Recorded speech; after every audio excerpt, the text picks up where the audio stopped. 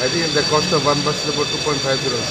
आणि कितलो पायपलायन आसा कितलो तुमी सजेस्ट केलेले आसा how many are needed 50 buses are vast comparatively. 50 and how many you can procure means what is the this proposal No, because if you buy a bus, we have to see the other parts, charging ports, parking, all those issues are there.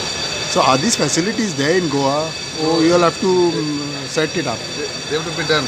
they have to be done and is it feasible that 2.5 crore each bus घेवपाक feasible आसा sir After